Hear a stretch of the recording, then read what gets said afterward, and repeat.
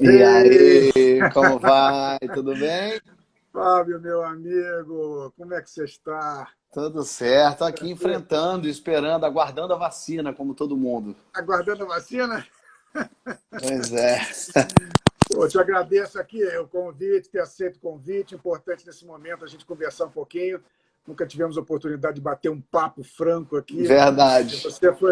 você foi muito gentil em aceitar o Claro, temos que. convite. É a hora de não soltar a mão de ninguém, né? O cotovelo de ninguém, na No verdade. cotovelo. E é um patrono do teatro aqui, o Marcelo Antunes já entrou aí para acompanhar nossa live, o senhor Que emendou. ótimo. Você tem que Marcelo dizer quando o Antunes. palestrante vai estrear quando? Esse ano, dezembro Pois ainda? é, era esse ano, né? Mas aí era É. 15 de outubro. Agora, esse ano não deve estrear é nada. A gente está esperando para ver, na verdade, se o governo autoriza Ah, estrear o filme em algum streaming, alguma coisa, porque no fim das ah, contas tá pronto, né? O filme tá pronto. ah. Bom, eu só vou começar aqui formalmente, só para ficar registrado esse encontro maravilhoso contigo. Hoje é 22 de julho de 2020. Papo Franco, meu convidado de hoje é Fábio Porchat, que vocês conhecem. O cara é uma sumidade. Olha, é ator, diretor, dublador, produtor, roteirista, articulista, humorista, apresentador. Seu pai é Fábio Ferrari Porchat de Assis, é isso? Olha, Exatamente. a mamãe Isabela Robinson morou em São Paulo até os 19, veio para o Rio, formou-se na Cal. O primeiro espetáculo foi com Paulo Gustavo. Eu achei genial esse nome que você comentou outro dia, Infraturas. Depois Maurício Sherman foi lá assistir, gostou, levou para a Globo. Na Globo fez tudo. Depois participou dos programas principais, criador do Porta dos Fundos, que já teve mais de 1 bilhão de visualizações. Fábio, que O história é Porta essa, dos cara? Fundos teve mais de 6 bilhões de Que visualizações. isso, Fábio? Que coisa insana, rapaz. É uma Que loucura. criou o prêmio Humor Fábio Porchat, incrível, parabéns. Apresenta Papo de Segunda, que história é essa, e outros programas. E dublou o personagem Olaf, que as minhas meninas são loucas, aliás, todas as meninas. Meu amigo é campeão de audiência no teatro, no cinema, na televisão fechada e aberta, nas mídias sociais, na internet. E é casado com a Nathalie Mega, que roubou a cena na live do Boulos, hein? A Nathalie é uma sumidade. Você abre a internet, ela está aí nas 3 páginas iniciais Menino, dela. saiu uma matéria no jornal da Itália com a foto dela passando atrás. Que maravilha! Escuta, eu sei que você está fazendo muita coisa aí na quarentena, porque, como você diz, a sua profissão também é escrever, também é É, criar. pois Mas me é. fala rapidamente, cara, como é que foi? Eu fiquei muito interessado. Como é que foi essa vivência com Ciro Gomes, Manuela Boulos, Fernando Henrique, Marina? Você chegou a alguma conclusão? Olha, a conclusão que eu cheguei é que a gente tinha muita opção em 2018 que não ficar entre PT e débil mental. A gente tinha Ah, possibilidades. Então não dá para dizer assim, ah, não, não tinha candidato, tinha candidatos inteligentes para a esfera da direita, da esquerda, pessoas que falam, se articulam, que têm pensamento, que têm projeto de país, de governo, para todos os lados, para todos os gostos. Não precisávamos ter ficado refém daquele segundo turno maldito, é verdade. onde o anti-PT ganhou e ganhou na figura sociopata desse cara que está aí, que é uma loucura. Eu acho que ele mostra que a ignorância, a burrice, com a vontade, a sede de vingança é tão nociva quanto a corrupção para o país, e quando ainda tem corrupção no meio, quando ainda tem rachadinha, quando ainda tem milícia, aí vira uma loucura. Então o que eu senti foi isso, eu conversei com gente que eu votaria, gente que eu não votaria, gente que eu achei Pois é, isso que é que me incrível. surpreendeu. A Ah, ideia era abrir o papo mesmo, assim, com todo mundo, e ouvir o que as pessoas tinham a dizer, não só do atual governo, mas do país e de corona, logicamente. Eu conversei com o Mandetta, por exemplo. Então, fui conversando com muita gente ali, que estava ali de dentro. Então, deu para ter um panorama, assim, de que, ao mesmo tempo, o brasileiro está se interessando muito mais por política, isso é positivo. O brasileiro gosta de falar de política, o brasileiro quer se interessar, só que interessa a velha política virar esse papo de Aham. PT contra Bolsonaro, sei lá, Lula e Bolsonaro, interessa a quem não quer fazer política boa. Interessa a quem quer manter a velha política, que continue esse papo. Que Aham. venha, que entre papo de mas é o Lula, não, mas é o Bolsonaro. Não, tem tanta gente ali, tem tanta possibilidade. Essa coisa de formar esses inimigos, né? Só quer o caos quem não consegue tomar decisão, quem não consegue governar de verdade. No fim das contas, é esse assim que é o Bolsonaro, né? Sei. E aí, quando bota esse papo, quando vem falar, o Bolsonaro conseguiu ser inimigo da mídia, dos artistas, conseguiu incutir na população coisas do tipo: os artistas pegam o dinheiro da saúde para enriquecer, umas coisas assim, uns papos, que é o mesmo papo que acabou colando de querem ensinar pedofilia na escola, É uma querem loucura ensinar aquilo. pornografia. É um papo tão louco e às vezes as pessoas acreditam tanto, né? As pessoas acham o Porta dos Fundos é o PT que dá dinheiro para eles. A gente fala, meu Deus, de onde é que as pessoas tiram isso? Então, assim, o que eu senti foi que para o desgoverno o caos funciona. O que o Uhum. Bolsonaro e essa gente toda quer é o caos, para poder virar essa Com certeza. solução simples, rasa, fácil e equivocada, né? Não, mas eu achei incrível, você conseguiu juntar, isso que você falou, conseguiu juntar pessoas opostas, inclusive, conseguiu manejar isso de uma forma incrível, porque você mesmo deve ter o seu próprio julgamento e deve conversar, às vezes, com pessoas que você não concorda. E eu achei que a condução foi fantástica, uma experiência Pô, que bom. maravilhosa. Agora, nesse momento, Fábio, deixa eu cutucar você, aproveitar para tirar algumas curiosidades. Eu sei que você é um ateu declarado, né? Mas nesse momento aqui, nesse momento de quarentena, de pandemia, que as pessoas se apoiam em alguma fé, o que você faz quando você passa por momentos difíceis? Você acredita em quê? Você se Eu, apoia em quê? eu me apoio na minha família, nos amigos. Eu me apoio agora com corona, estamos todos apoiados na ciência. Claro. Afinal de contas, Deus não vai curar o corona. Quem vai curar o corona é a ciência, é a vacina, que vai ser desenvolvida pela ciência. Então, enfim, não adianta querer lutar contra a ciência, porque, quer dizer, adianta porque as pessoas tentam. Tá o outro lá oferecendo cloroquina que nem se fosse o Rei Leão.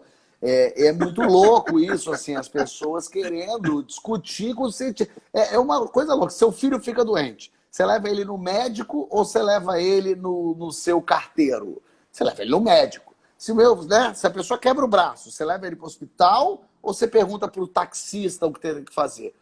Então, assim, é lógico que você leva para o hospital. Então, é lógico que a gente tinha que ouvir a ciência. Eu não me apego a nada, assim. É claro que eu acho lindo que a religiosidade das pessoas se aflore, as pessoas acreditem no que faça bem a elas. Então, eu não tenho problema com nenhum. Quer acreditar, acredita. Quer acreditar em Deus, em Jesus, em Allah. Jesus era um cara ótimo, pregava o amor, ele queria coisa boa para as pessoas. Todo mundo que quer o bem do outro é maravilhoso. O problema é quando a sua religião vem reger a minha vida.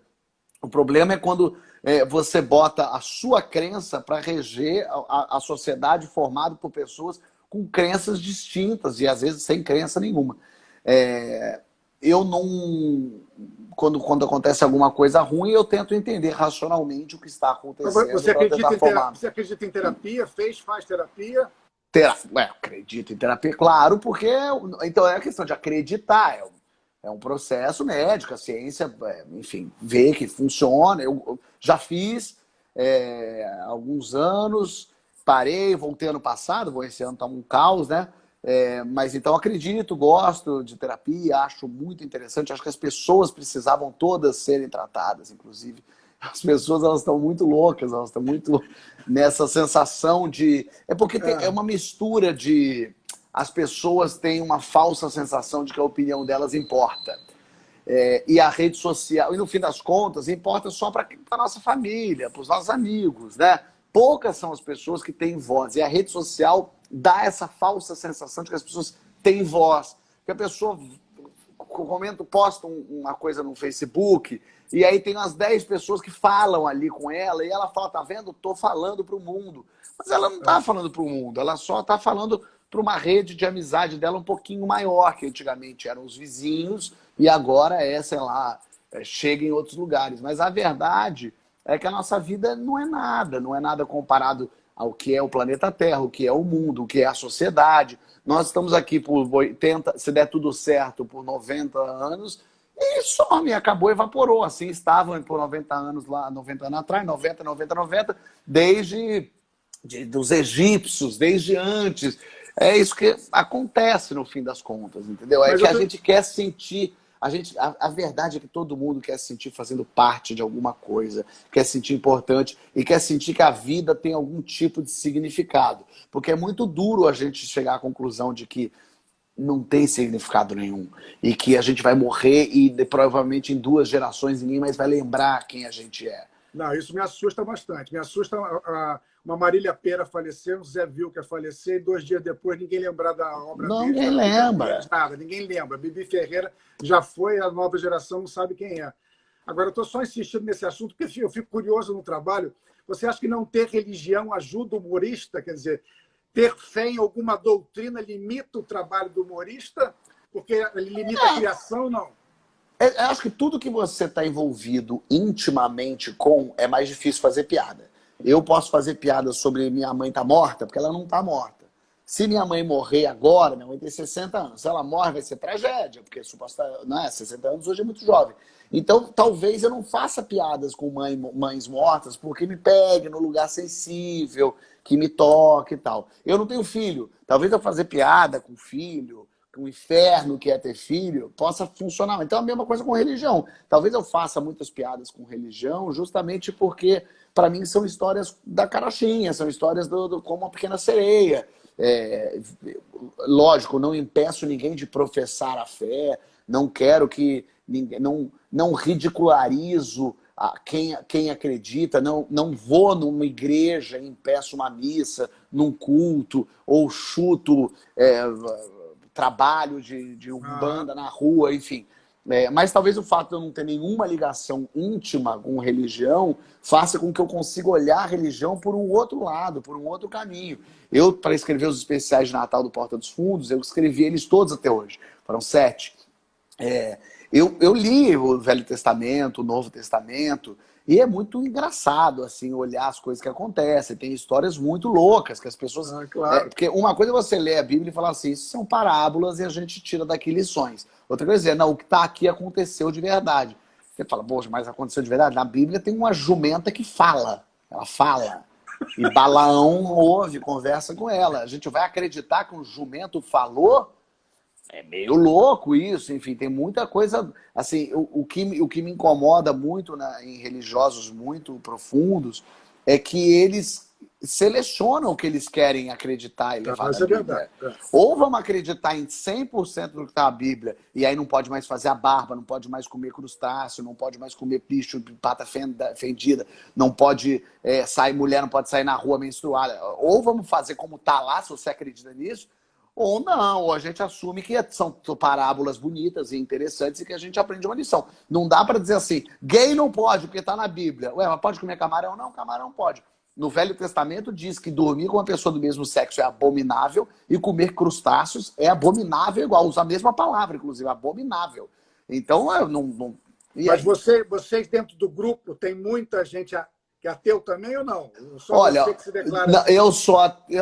agora não lembro quem se declara ateu. A gente tem ateus no grupo, mas tem religiosos, tem evangélicos, tem católicos, tem espíritas. Rafael Portugal e Evelyn, por exemplo, são super católicos. A Evelyn é devota de Nossa Senhora de Guadalupe. Eu viajei para o México, fui para a igreja de Nossa Senhora de Guadalupe, comprei a velhinha de Nossa Senhora de Guadalupe para dar para a Evelyn de presente. Então, a minha questão não é, o problema não é no que você acredita. É no que você quer fazer com que a sua religião interfira na nossa vida. Então, a gente não poder ter debates sobre aborto, debates de verdade, conversas boas sobre isso, porque a religião não deixa. Vamos falar de droga? Não, porque Deus... O que tem a ver? Não tem nada a ver uma coisa com a outra. A gente tem que poder abrir a nossa cabeça para ter uma discussão. Você pode... Vamos falar de aborto? Vamos. É uma vida? Não é vida? Isso é uma outra história. Não tem a ver com Deus, não tem a ver com Jesus. Porque, na verdade, também o que você fala sempre que o Porta dos Fundos veio revolucionar isso tudo, porque é possível falar de tudo. Quer dizer, o humor estava muito Sim. enquadrado, encaixotado, até vocês começarem a falar. Porque vocês falam de absolutamente tudo. Você olha lá no Tudo. site, você não tem nem o que perguntar para vocês que vocês não tenham falado. É uma coisa insana. E mesmo quando as Tá. pessoas falam muito assim, tá ficar falando de Jesus, quero ver fazer piada com muçulmano. A gente faz. Tem vídeo com muçulmano, tem vídeo com espírito, tem vídeo sacaneando ateu, eu escrevi vídeo sacaneando ateu, tem vídeo de todo jeito. A gente fala sobre racismo, sobre machismo, sobre homossexualidade, a gente fala sobre tudo, a gente brinca com tudo, bate em tudo, ri de tudo. Não há sagrado para o humor. Nem o sagrado é sagrado. O que o Porta dos Fundos tenta fazer é meio assim, não continuar perpetuando preconceitos. Então a gente tenta cortar isso da nossa vida, e todos nós que somos criados nessa sociedade machista, racista, homofóbica, então de vez em quando escapole. A gente não bate em oprimido, a gente bate em opressor, porque a gente não acha graça. Eu vou fazer piada com racismo, eu não vou rir do negro que é morto. Eu vou rir do dono do Ku Klux Klan, que é um débil mental. É dele que eu vou rir, é dele que eu vou bater. Eu rio da ignorância, eu rio da burrice, eu rio do preconceito, eu rio do não saber lidar com aquele assunto. A gente escancara situações para o público se identificar e falar, caramba, olha como eu sou machista e não me percebo. Então o Porta vai meio nessa linha, assim, bater no opressor e não no oprimido, e não perpetuar preconceitos. Entendi. E como é que tá a questão? Como é que ficou a questão do ataque lá na sede do Porta dos Fundos? Não resolvido. O Charlie Hebdo não assusta vocês? Eu sei que você já foi ameaçado. Pois é, eu estou vendo aí. Sei que você já foi ameaçado. Isso tudo está tranquilo agora? As pessoas Tá estão super tranquilo. mais conscientes? Não. Não estão mais conscientes, não, mas não foi resolvido, né? Temos um terrorista foragido na Rússia. Está na Rússia ainda? Não sabemos, acho que deve estar. A gente tem outros 4 suspeitos que a polícia está investigando. Imagino eu que a chegada do corona não ajude, porque também muda o rumo, mas temos um caso, não, como milhares de casos no Brasil que não são desvendados e resolvidos. É uma loucura o que aconteceu, foi um ataque terrorista em uma produtora de conteúdo, com pessoas jogando bombas, né? Então, assim, a gente fez o especial de Natal em 2013, 14, 15, 16, 17, 18. Em 18 a gente ganhou o Emmy Internacional de Melhor Comédia do Mundo. E aí, em 2019, eu escrevi todos os especiais de Natal. Ou seja, não foi que alguém pensou diferente. Todo o grupo fez todos os especiais. Então não é que houve uma mudança de direcionamento. A gente continua com a mesma cabeça. Mas o que aconteceu no Brasil para depois de 6 especiais de Natal, no 7º, alguém sentir a vontade de pegar uma bomba e explodir a casa de alguém? O que mudou? O que mudou no país? O que mudou no entendimento da população? Por que essas pessoas sentiram a vontade para fazer isso? Eu acho que essa é a conversa, é isso que a gente tem que entender, né? A gente tem um presidente que faz arminha com a mão, que fala que o tempo todo que exalta torturador. Em nenhum país, imagina se, por exemplo, na Alemanha, no Congresso, um alemão fala Heil Hitler. Primeiro que ele vai preso, começa por aí. Segundo que acabou a vida dele, ele nunca mais na vida dele vai ser. É assim, o Bolsonaro falou, esse é para Brilhante Ustra, que era um conhecido torturador da ditadura. A gente não está nem falando assim, era um general, não, era um torturador. Esse cara é exaltado, esse cara é condecorado. Então é uma loucura o que acontece. Assim. A gente precisa resolver muito rapidamente os nossos problemas com ditadura, racismo aqui no Brasil. Enquanto tiver pessoas exaltando o torturador, vai ser difícil mudar a cabeça da população, vai ser difícil falar para as pessoas que não pode, né? O Rio de Janeiro virou um grande Vivendas da Barra. A gente é dominado por tráfico e milícia, onde o governo não entra em determinados lugares e as pessoas sabem por onde chegam as armas, sabem por onde chegam as drogas. O problema não é isso, o problema é querer prender quem está comandando. Quem é o político bam que permite que milícia continue acontecendo? Pois é. Agora, me diz uma coisa. Qual seria o título ideal para um programa humorístico hoje em dia que representasse a realidade brasileira? Eu sei que vocês estão fazendo aí. Tem o Balança, mas não cai, tem os seria fora do normal. faça humor, não faça guerra. Meu É passado me isso. condena também é bom, hein? Meu Também, passado me também. condena é bom. E se você fosse jornalista, qual seria a manchete? A melhor manchete para representar o Brasil no momento? Nesse momento, É.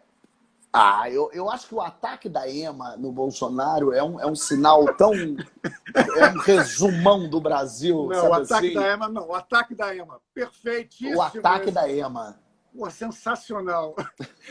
E agora eu queria te virar aqui um pouco a conversa. Qual é o Shakespeare do humor mundial e do humor brasileiro? É você o humor brasileiro? É você o Shakespeare? Não, não. O Shakespeare é Monty Python. O Eu Shakespeare imaginei que do fosse essa a humor resposta. é Monty Python. É claro que tem Mel Brooks também. Digamos que Mel Brooks também está ali pau a pau com o Monty Python, mas o Monty Python revolucionou num nível muito grande, assim. O tipo de humor que eles. Imagina se hoje em dia as pessoas estão jogando bomba no Porta dos Fundos porque a gente faz piada com Jesus. Imagina há 40, 37 anos, quando eles fizeram a vida de Brian. As pessoas Puta, ficaram loucas. As loucura, pessoas, loucura, imagina, loucura. não podia. As mulheres, a Associação Católica entrou com um processo, não passou em cinemas. O filme não passou em diversos cinemas. Países proibiram o filme de passar, enfim. Então, o Monty Python é o Shakespeare do humor moderno. Eles vão a fundo, tinha que ser ingleses, inclusive, né? Mas o tipo de humor inglês é muito forte, muito maluco, muito estranho, muito esquisito e muito contundente. Tudo era interessante. O texto, a forma de atuação deles, aqueles desenhos do Terry também são inacreditáveis.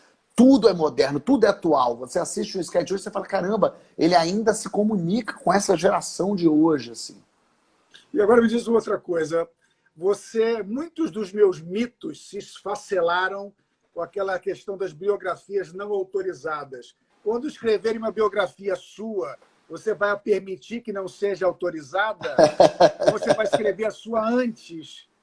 A minha biografia acho que vai ser muito chata, porque minha biografia. Acho que é difícil a biografia de um homem branco, hétero, classe alta, porque ela não tem graça, não tem dificuldade, não tem sofrimento. De um modo geral, a minha biografia acho que não tem tanta graça. Vamos esperar, porque espero eu viver mais 50 anos aí, de repente em 50 anos a gente cria umas confusão aí.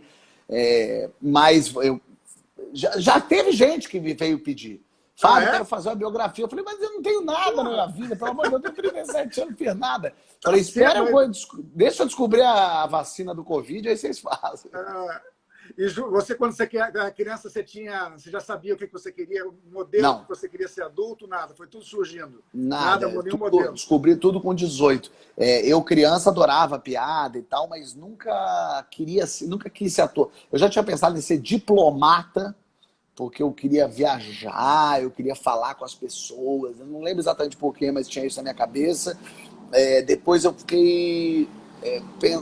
lógico, quando eu era criança, eu queria ser jogador de futebol, sei lá.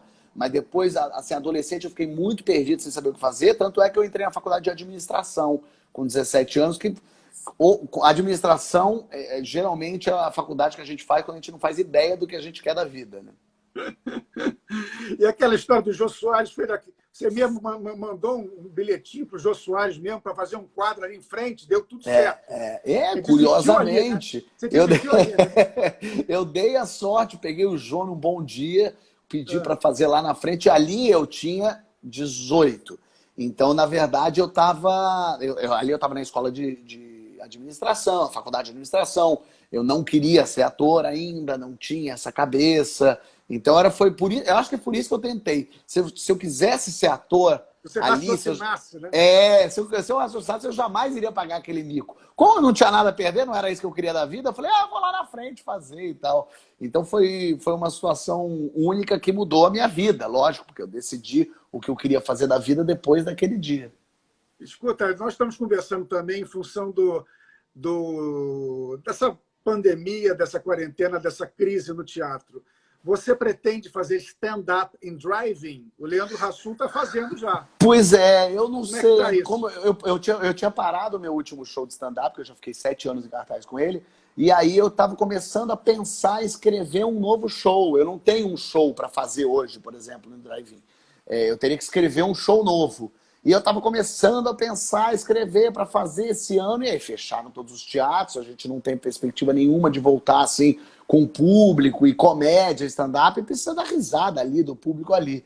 Então eu estou pensando agora, na verdade, em escrever um show de stand-up para justamente quando voltar ao teatro, porque vai voltar assim, solos, público reduzido, para poder voltar e tentar fazer minha parte e não deixar o teatro também esmorecer. Então, eu poder fazer ali teatro para manter as pessoas trabalhando em volta do teatro e para poder fazer um pouco da minha parte. Então, eu estou começando a pensar num texto novo justamente para tentar fazer teatro. Isso é bom. Escuta, Fábio, eu sou lá de Botafogo, quero te agradecer pelo seu tempo aqui. O Fábio, eu queria deixar uma declaração aqui. Este meu querido amigo, que é um homem de teatro, um homem respeitado na cultura nacional. Eu peguei meu agenda de endereços aqui de telefone e falei, deixa eu falar com alguns amigos, ver o que eles podem fazer pelo Teatro Solar de Botafogo. Eu mandei uma mensagem para este ser humano maravilhoso. Eu mandei abrir meu coração e disse para ele, olha, o Solar de Botafogo está fechado desde o dia 13 de março, não tem perspectiva de abertura.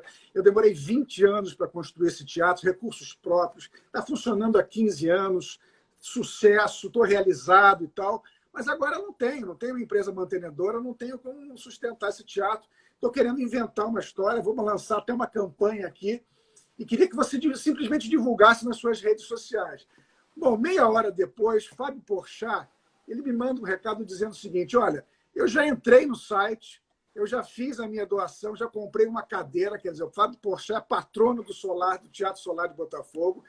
Eu já fiz um depoimento sobre a importância do solar, me mandou um depoimento, e eu já posso marcar uma live com você, vamos conversar sobre isso.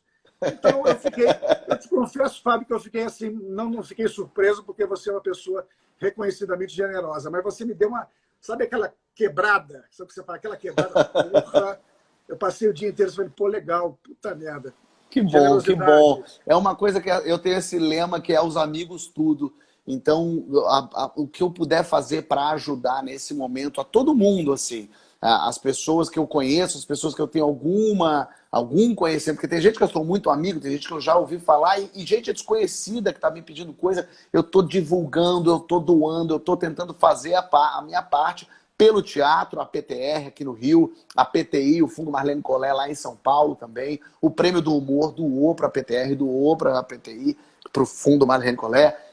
E divulgar teatro, fazer ele acontecer. Eu achei a campanha que você armou muito legal, quer dizer, as pessoas poderem comprar ingressos antecipados para quando a coisa voltar, as pessoas poderem comprar uma cadeira, ser patrono do teatro. Patrono, pautas de teatro, né? Livros, obras de arte. E o Solar de Botafogo, para quem não conhece, o pessoal de outros estados, de repente, aqui no Rio de Janeiro já conhece bem, mas é um teatro que é uma graça, ele é lindo, 2 andares, ele é do tamanho gostoso para teatro, e lá dá para dar... Eu já fui em festas lá, já fiz gravação do Porta dos Fundos lá, então dá para alugar o espaço, para dar festa, espaço para organizar eventos. Eu já fui em inauguração, lançamento de livro, já fui em exposição de obra de arte, eu já fui em muita coisa no espaço lá no Solar, e é muito bom. A gente já deu festa, o Porta dos Fundos deu uma festa lá no espaço. Não foi uma vez só, não, foram várias vezes. É verdade.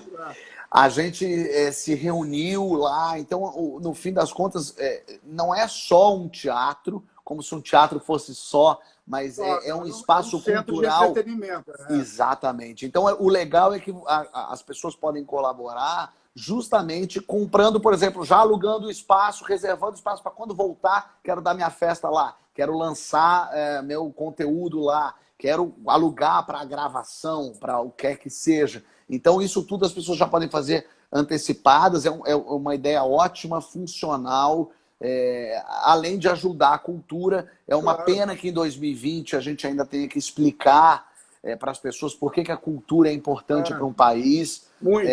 O tempo todo. Mas enfim, a gente... Quem falou essa frase outro dia que eu achei muito bonita? Sem cultura...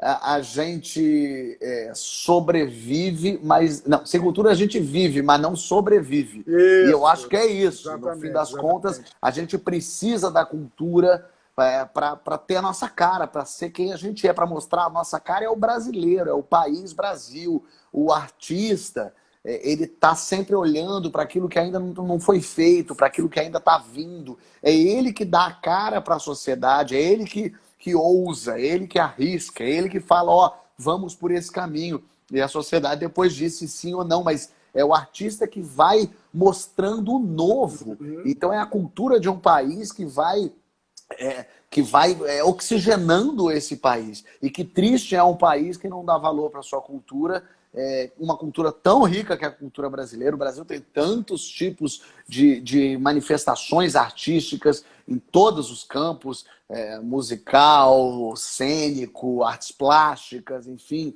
de todos os caminhos. Então, ter um espaço como o Solar de Botafogo, no Rio de Janeiro, e ainda mais isso, um espaço construído por um ator que foi lá e lutou e conseguiu fazer. É tão duro ter teatro, manter o teatro, e nesse momento em que está todo mundo tentando se manter, por que não ajudar o teatro também?